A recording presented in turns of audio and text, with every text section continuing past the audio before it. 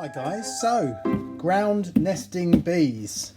Never had them, always wanted to attract them into the garden, didn't really know how, didn't have the right type of soil to do it in the garden itself, although you can just make the substrate, which I'll explain in a minute, and lay it on the ground and see if they come. But instead I thought I'd try and integrate something into a habitat. So I bought a sheet of aluminium sheet metal here with the holes pre-drilled into it. Aluminium or stainless steel, but neither will rust.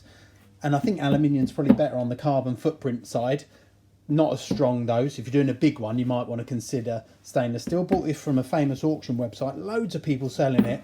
And bought a sheet about the size of this mat actually, and cut out the middle here, which you'll see why in a minute.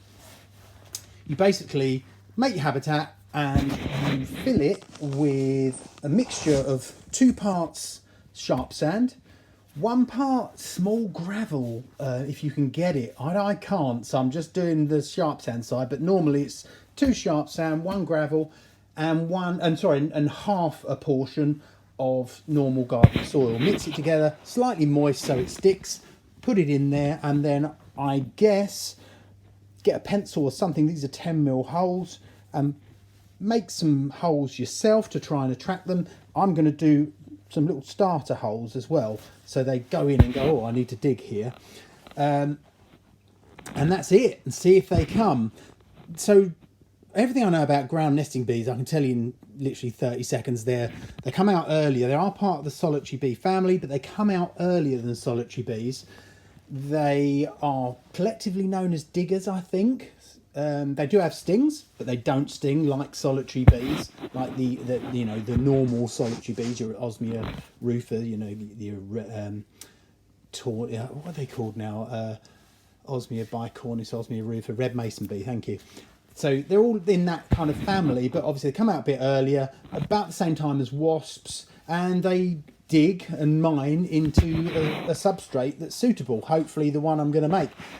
Before I show you the habitat, I thought I'd show you the workshop that is kind of almost finished now. It's in my boiler room under the house, but I've repurposed it. So if you can see there, I've made these nice workbenches, really sturdy workbenches. No more working off of these things, which have been great. But so I've got my pillar drill and the sander here, and then over here I've got another workbench which has all of my tools, all nice and neat. It's lovely and tidy in here. I have to hoover it every time I use it.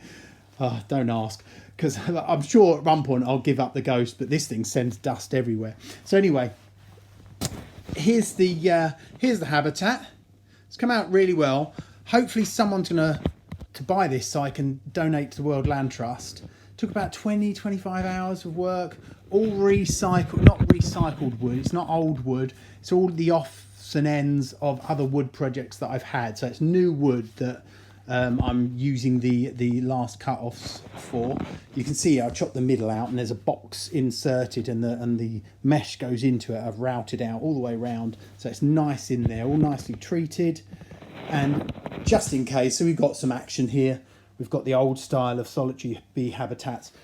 The positive thing is that I've never seen ground nesting bees go in the wooden style of solitary bee habitats, probably because it's wood and they're mining bees, so it's not pre-drilled holes isn't what they're looking for, and also they're not sandy, earthy material. They're obviously wood, so they don't have to dig. Hopefully this won't put them off. Like I say, I've seen this online and other people have used it. They'll see the sand in there and they'll be all over it. Will be nice. A lovely big roof for rain, nice big feet so it doesn't get knocked over. The back is some old resin decking that I found here, and so this will come off. I'll fill it up inside and then screw this on and put some holes in. So hopefully, obviously that's loose at the moment at the back, hopefully it will do the job. Watch this space, I'll let you know. But yeah, I'm really pleased with it. Came out nice. Hopefully you like the last video. That was just such a mammoth job. Of course now we're in lockdown, they can't collect it, but hopefully the company that I made that for will be collecting it soon, and I'll be able to make the donation to save some acres of rainforest. So, and if you are interested in making a difference, watching this will, because all the money from this goes, the monetization goes onto that, as small as it is. But if you want to make more of a direct impact, go onto the World Land Trust. You can offset all of your carbon from your travelling or your household stuff. There's calculators on their website, and you can do a little bit of offsetting. It's a lot less than you think to offset.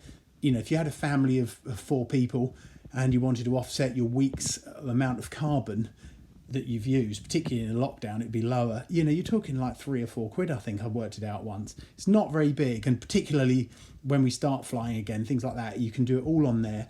And no matter what you can do, it all helps. £100 saves an acre. It's 43,560 square feet of rainforest for 100 quid. That's pretty cheap. It won't always be like that. Once these companies where the rainforests predominantly are, and they realise that the world sees the value in them, that price is going to shoot up. So it's more important that we do it now while it's cheaper. We can save more. Anyway, thanks for watching, guys, and we'll speak soon.